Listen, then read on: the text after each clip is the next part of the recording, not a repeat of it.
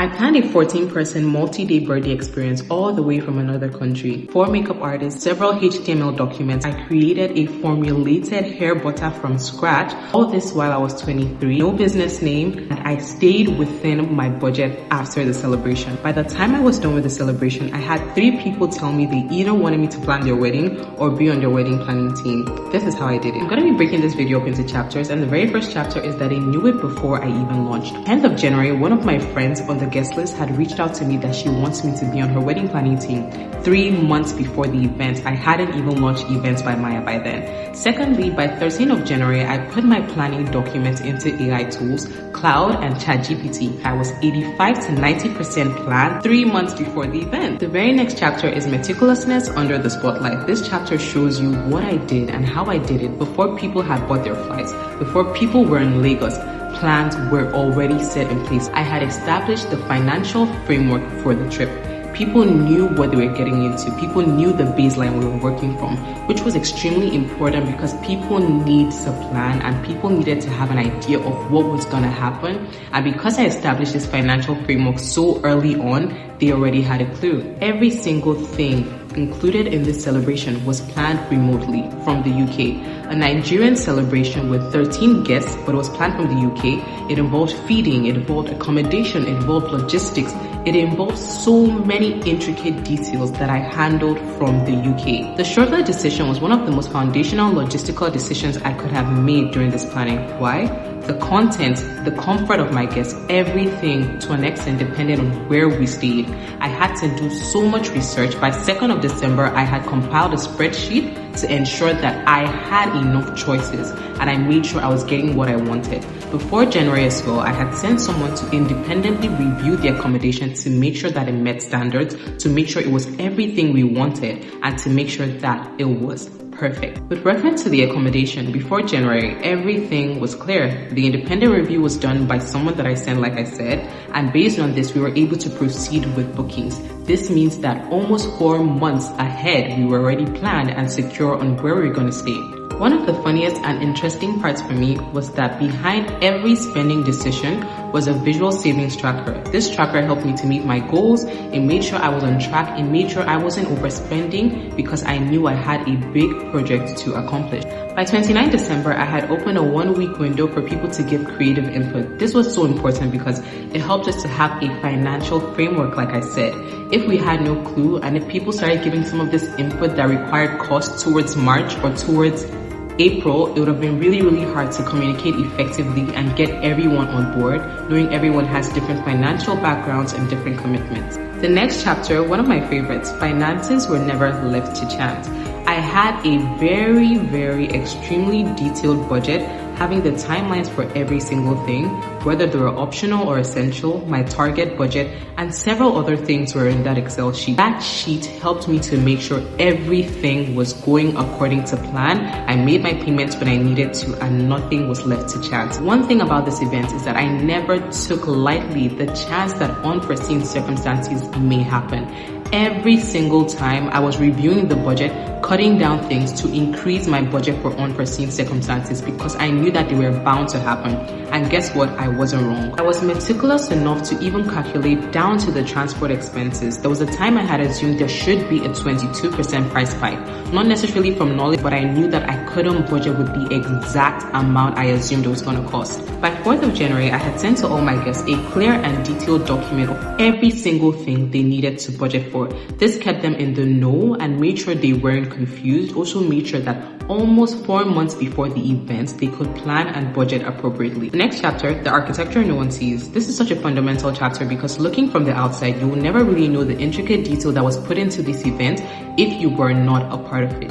There were 5 separate group chats, and this is because the main fundamental group for group updates was different from the mini groups we had on the side. There was an ideation group, there was a makeup artist group, there was a group for temporary discussions on food. The last group was the group for the Abuja girls because they had a different schedule entirely from everyone else, so I needed to communicate with them on a level I couldn't communicate with the rest of the group. So this is why I needed 5 groups, and these 5 groups helped me to plan differently, plan intricately amongst all the guests. The planning documents sent to guests were not just mere Word documents or mere PDF files.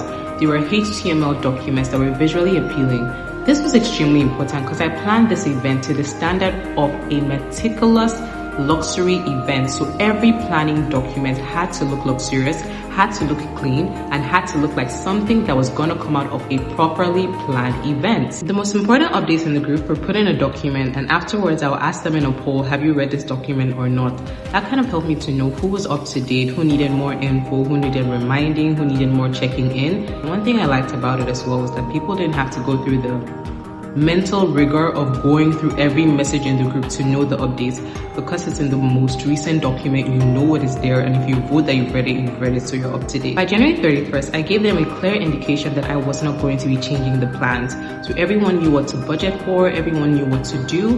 The only caveat was that if any of the plans changed, it wasn't going to be an additional financial implication to them. So when things changed, like the timelines or any other thing changed, it did not change their original budget, which was so convenient for them. As much as I had said that by January 31st, no one was gonna need to change any plan and all the plans were set in stone, it was by January 17th I had communicated all the mood boards, the plans, the itinerary, all as HTML documents. I was already done as early as January 17th. The birthday, to be clear, started on April 17th, exactly 3 months before I had communicated everything that generally didn't need any changing, which shows that I was well prepared and everyone was well prepared as well with information. I think the hard part of everything was, as much as I had done my due diligence with communicating everything to the group, I still had to make sure that people individually were prepared and were reading the group updates, not just voting. So I had minor check-ins with literally everyone, asking them, how are you doing? What are you doing? How is preparation coming along? And I think everyone was so open to tell me, okay, this is where my head is at. I have work this week. I'm super busy. This is when I'm going to do this. This is when I'm going to get my Pilates outfit.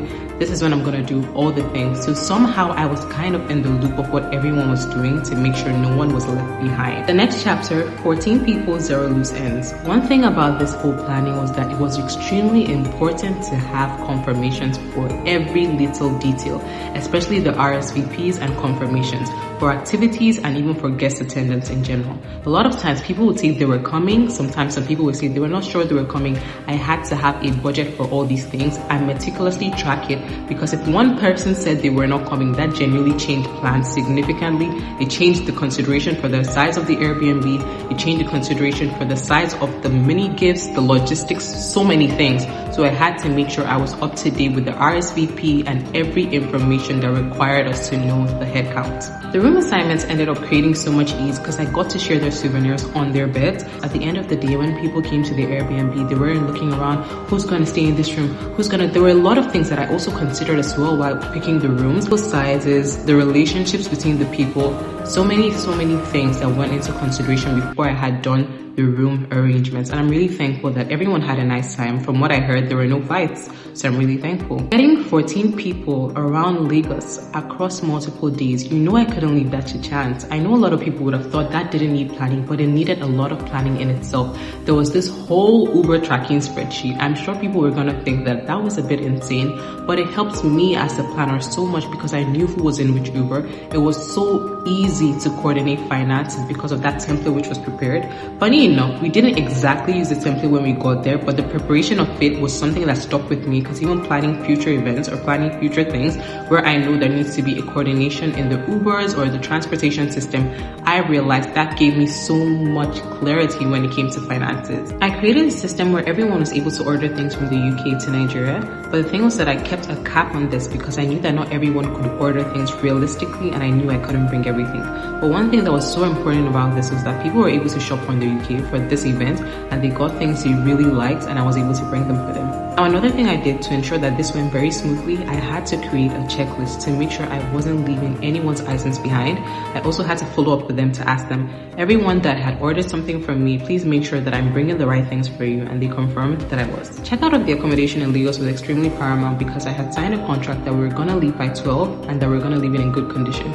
So I had to leave super early. So how did I control and manage this? I made sure that videos were sent to me of the accommodation from the last person that left, and I made sure that everyone had checked out by the time they were supposed to check out.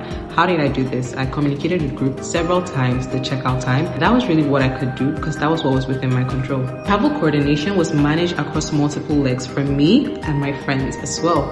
I had to do so much research to ensure I was getting the best flight tickets at the best time. I also did that for my friends in Abuja as well. My sister also came in from Port Harcourt. She did most of the research herself, but I created the Abuja Girlies group chat just so that I could follow up with them and ensure everything went according to plan. Coordinating the event wasn't all there was. I had to reach out to the shortlet by the time the event was over to ensure they gave me my refundable caution fee. This is something that once you make payment or before you make payment is already standard in the contract that is due to you. If for some reason I forgot, maybe they wouldn't have reached out to me, but I had to reach out, follow up, and ensure that I got my refundable caution fee. Now to the next chapter, beauty doesn't run itself. One of the most intricate parts of the entire celebration was the beauty, was the glam. I had to reach out to every girl by 28 December to find out if they wanted professional makeup, and by knowing this, I was able to plan with them accordingly on how we're going to go about it. Everyone got involved in the search. I personally reached out to like 20 or 30 makeup artists to find people that had good makeup within the budget we were all trying to work with. So that was a lot.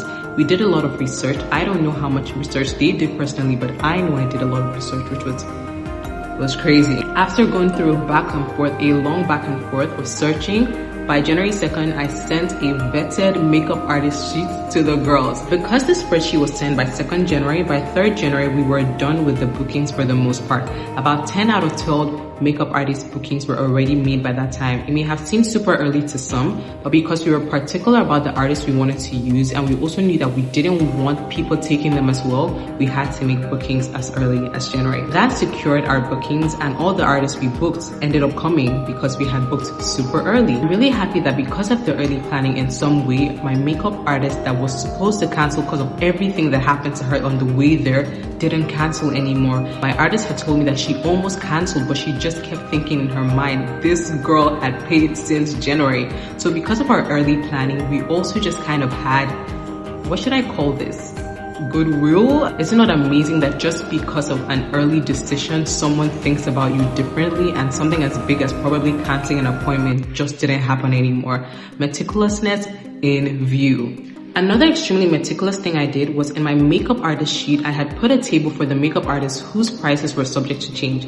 This was something that was so important to most of the girlies, so I needed to inform them that if you're booking this artist, her price is subject to change. So most of the people made their decisions based on that because they didn't want prices that were subject to change. Almost everything for this entire occasion had a hard deadline. The whole essence of this was so that we wouldn't lag behind, to make sure that everything went according to plan. Aside everything going according to plan, ensuring that nothing was lagging into another time and causing delays in another section. And that was something that really helped us, because when we conclude something at one point, we're able to deal with more prominent matters. Coordination of the makeup artist bookings was one thing, but coordination on that day was another thing. That day was the major event, which was our dinner. I also had a photo shoot that day. I had so many things to do, but what I had done before time was make sure that everyone knew their makeup artist. They knew the times they were starting. They knew their placement in the makeup lineup, so it was extremely easy for people to know what they were doing and when they were doing it. The only thing I would say was a bit challenging to manage was when I had a shoot, I had to make sure that another makeup artist was able to call the person she was going to be working on. It was a lot, but I was the one who handled the booking, so it was easier for me to just talk to them one-on-one. Would you believe that the first draft of the outfit inspiration mood board was sent by 23rd December? Like I said, this was all to give everyone a baseline to work with.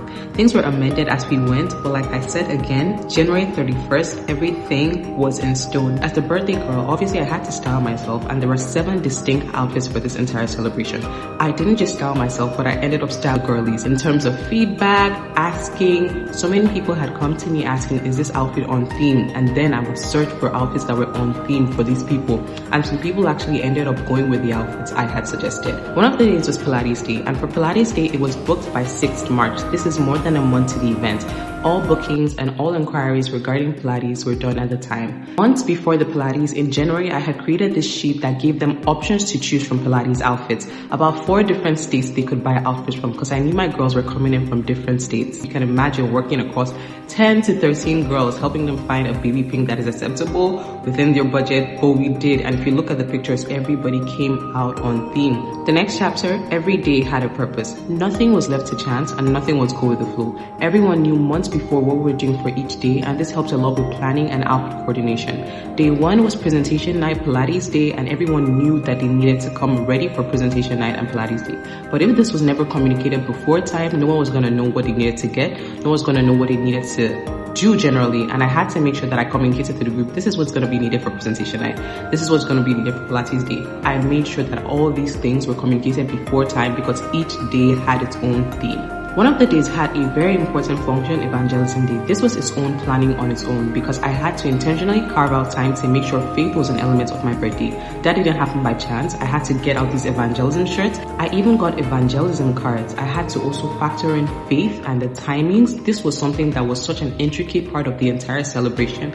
And without proper planning, there was no way it was going to happen because the schedule was already very tight. Don't think I left presentation night to chance as well. The coordinator had the questions and the template for presentation night by 23rd January. I had to do this super early because I knew that I wanted enough time for the girls to answer their questions. There was a hard deadline by 17 March for receiving the answers. This ensured that the coordinator had the answers to work with the slides appropriately. I had to keep reminding the girls to answer the questions by the deadline so that the coordinator had enough time to design the slides before the event. Exactly 1 month to the event, the hard deadline was done and everyone was able to send in their answers by the time. Nothing was left to chance when it came to feeding. I had done research prior to know the exact restaurants we were going to go to, what we were going to eat whilst we were at the accommodation, and making sure everything went according to plan. The next chapter, the details that made it unforgettable. The invite wasn't just virtual. It also wasn't just a card. It was a customized digital invite brochure.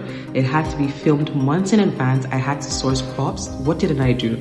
I had to make sure this went to the suppliers before their cutoff date because they had a specific cutoff date for the Chinese New Year. Because of how meticulously this was handled and the logistics behind this all, every guest received their invite weeks to the celebration. By 24th February, a very cute invite distribution system was made. I had to make sure that every invite was distributed, the times, the order, and making sure everyone knew exactly when they were going to receive their invite, how, where, and everything that they just needed to know. By 29th March, I had summed up all the information from the group that I had sent prior and made it into one comprehensive document. It was a very beautiful aesthetic document, by the way. This had every single information that all the guests needed to know for the entire celebration. It was so timely because this came in about 2 weeks before the event, so everyone could just settle down and read and know everything that they needed to do and anything they may have forgotten in the past. Now let's get to the items in the souvenir box and the souvenir box itself. It took a lot of time for me to search for these things because I wanted to make sure everyone's experience was really good. Everyone loved these souvenir boxes because they had a lot of things. They had scripture pens, they had scripture, Bible numbers, they had lights, they had makeup. What else did it have? It had the hair butter in them, it had a beauty blender, it had a powder puff. That's what I can remember for now. It took a lot of intentional research from the boxes to the items in the box itself. I had to source all these things independently, make sure they were within budget, and make sure that everyone got their souvenir items in time and in good condition. The real evidence of intricate, meticulous planning isn't that everything goes according to plan, it's that everything that does go wrong doesn't actually look like it's seen. Most of the things were planned so early in advance that if there was a shortfall or if there was something that went wrong, because of how early it was planned, it could be fixed just in time. This birthday was not just an event, but it was a fully produced YouTube series. I had a pre-birthday series, a birthday series, and a post-birthday series. Know that I had to be thinking about everything I was going to create while still having this celebration. All this content had to be filmed. All this content had to be edited by me. You guys, that was a lot of work and it couldn't have been done without intentionality, early planning, scripting. Months before, I had already started writing down my scripts. Not just that, there was no way I was going to know I had a pre, post, and birthday series if I hadn't planned, because obviously the post-birthday series was like a trip in itself. So this took a lot of planning producing the series. By 30th March, this document was made categorizing all the girlies, so I knew who was doing exactly what. And by that time, I used this document to ask them how prepared they were. The answers were extremely funny because it ranged from 30% ready to about 90% ready. But I found out who was ready and I found out who needed more checking in. One of the funniest aspects was the content calendar. Yes, we had like a timeline that we were all following, or we tried our best to follow. It wasn't strict anyways, but we tried our best to follow so that our content can come out in sync. We also had time to edit our things before we're posting in sync. If you notice, or if you were online at the time when everything was being posted, you will notice we were posting together. So people were seeing the content like everywhere, and that was the effect we wanted to have. So I was really happy with the content posting timeline. So I had my personal content table. This helped me to know when I was going to post because I had so many things to post across 3 different platforms: TikTok, YouTube, Instagram. I couldn't have that all in my head. The celebration didn't end in Lagos. There was also a Port Harcourt leg. One of the most important parts about this is that obviously if I was going from Lagos to Port Harcourt, there needed to be a flight booked. There also needed to be planning in terms of what was I going to wear. There were so many things I had to plan. Moving parts. I was planning my Milan trip, my Port Harcourt trip, and my Lagos trip all at the same time. That takes a level of meticulousness you need to study, because obviously I needed outfits for these trips. I needed to book these flights. The only way I could have done this was from early planning and being extremely meticulous, which I was. If you've watched to this point, you know this event wasn't just a celebration, but a proof of concept for events by Maya. This is our Instagram, and you can book us anytime.